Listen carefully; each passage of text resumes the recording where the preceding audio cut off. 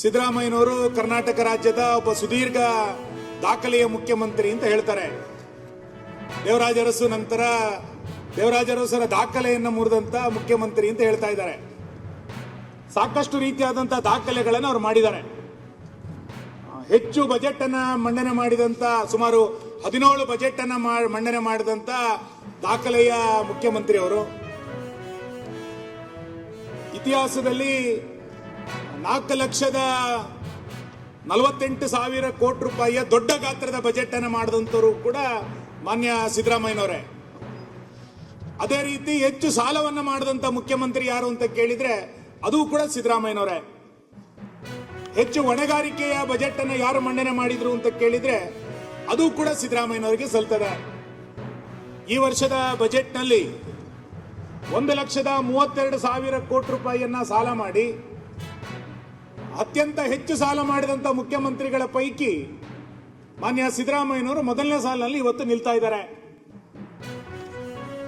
ಇವತ್ತು ಸುದೀರ್ಘ ಆಳ್ವಿಕೆಯನ್ನು ಮಾಡಿದಂತ ಮುಖ್ಯಮಂತ್ರಿ, ಹೆಚ್ಚು ಬಜೆಟ್ ಅನ್ನು ಮಾಡಿದಂತ ಮುಖ್ಯಮಂತ್ರಿ, ದೊಡ್ಡ ಗಾತ್ರದ ಬಜೆಟ್ ಅನ್ನು ಮಾಡಿದಂತ ಮುಖ್ಯಮಂತ್ರಿ, ಹೆಚ್ಚು ಸಾಲವನ್ನು ಮಾಡಿದಂತ ಮುಖ್ಯಮಂತ್ರಿ, ಇದೆಲ್ಲದರ ಜೊತೆನಲ್ಲಿ ಹೆಚ್ಚು ಹೆಚ್ಚು ಸಮಸ್ಯೆಗಳನ್ನು ಸೃಷ್ಟಿ ಮಾಡಿದಂತ ಮುಖ್ಯಮಂತ್ರಿ ಯಾರು ಅಂತ ಕೇಳಿದ್ರೆ ಅದು ಕೂಡ ಸಿದ್ದರಾಮಯ್ಯನವರಿಗೆ ಇವತ್ತು ಸಲ್ಲುತ್ತೆ. ಈ ರೀತಿ ಹಲವು ದಾಖಲೆಗಳನ್ನು ಇಟ್ಟುಕೊಂಡು ಮಾನ್ಯ ಮುಖ್ಯಮಂತ್ರಿಗಳು ಈ ಬಜೆಟ್ ಅನ್ನು ಇವತ್ತು ಮಂಡಿಸಿದ್ದಾರೆ. ಮಾನ್ಯ ಅಧ್ಯಕ್ಷರೇ, ಅವರು ಬಜೆಟ್ನ ಮೊದಲನೇ ಪೇಜ್ನಲ್ಲಿ ಒಂದು ಸಂಗತಿಯನ್ನ ಉಲ್ಲೇಖ ಮಾಡ್ತಾರೆ. ನನಗೆ ಬಹಳ ಅದು ಮೊದಲನೇ ಲೈನು. ಬಹುಶಃ ಇಲ್ಲಿಯ ತನಕ ಬಜೆಟ್ ಮಂಡನೆ ಮಾಡಿದಂಥವ್ರು ಯಾರು ಕೂಡ ಈ ಪದವನ್ನ ಬಳಸಿರ್ಲಿಲ್ಲ. ಅವ್ರು ಏನ್ ಹೇಳ್ತಾರೆ ಅಂತ ಕೇಳಿದ್ರೆ, ಪ್ರಗತಿಶೀಲ ರಾಜ್ಯದ ಜನರ ತೆರಿಗೆ ಹಣದ ಪ್ರಮುಖ ಟ್ರಸ್ಟಿ ನಾನು ಅಂತ ಹೇಳ್ತಾ ಇದ್ದಾರೆ. GSTಯಲ್ಲಿ ಒಂದು ಕಲೆಕ್ಷನ್ಸ್ ಅಂತ ಕರಿತೇವೆ. ರಾಜ್ಯದಲ್ಲಿ ಒಟ್ಟು ಸಂಗ್ರಹಣೆ ಎಷ್ಟಾಗಿದೆ ಅಂತ. ಬಟ್ ಸಂಗ್ರಹಣೆ ಆಗಿದ್ದೆಲ್ಲ ನಮಗೆ ಉಳ್ಕೊಳ್ಳೋದಿಲ್ಲ. ಯಾಕೆ ಅಂದರೆ GSTಯಲ್ಲಿ ನಾವು ಸಂಗ್ರಹಣೆ ಮಾಡಿದರೂ ಕೂಡ ಆ ಸೇವೆ ಅಥವಾ ಪದಾರ್ಥ, ಗೂಡ್ಸ್ ಆರ್ ಸರ್ವಿಸ್, ಅದು ಬೇರೆ ರಾಜ್ಯದಲ್ಲಿ ಬಳಕೆ ಆದರೆ ನಾವು ಸಂಗ್ರಹಣೆ ಮಾಡಿದ್ದನ್ನು ಅವ್ರಿಗೆ ತೆರಿಗೆನ ಅವ್ರಿಗೆ ಕೊಡಬೇಕಾಗತ್ತೆ. ಇದನ್ನು ಸೆಟಲ್ಮೆಂಟ್ ಅಂತ ಕರಿತೇವೆ. IGST ಮುಖಾಂತರ settlement ಮಾಡ್ಕೋತೇವೆ.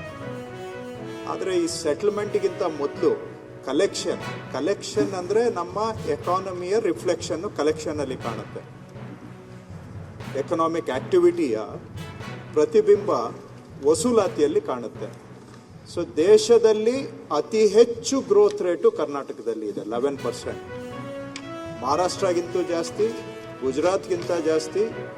GST ಕಲೆಕ್ಷನ್ನಲ್ಲಿ highest growth rate ಕರ್ನಾಟಕದಲ್ಲಿ ಇದೆ, 11% ಹೈಯೆಸ್ಟ್ ಗ್ರೋತ್ ರೇಟ್. ಒಂದು ತಮ್ಮ ಮಾಹಿತಿಗೆ ನೀವು ಸ್ಕೀಮ್ಸ್ ಕೊಡೋದ್ರ ಬಗ್ಗೆ ನಮ್ದೇನು ಅಬ್ಜೆಕ್ಷನ್ ಇಲ್ಲ.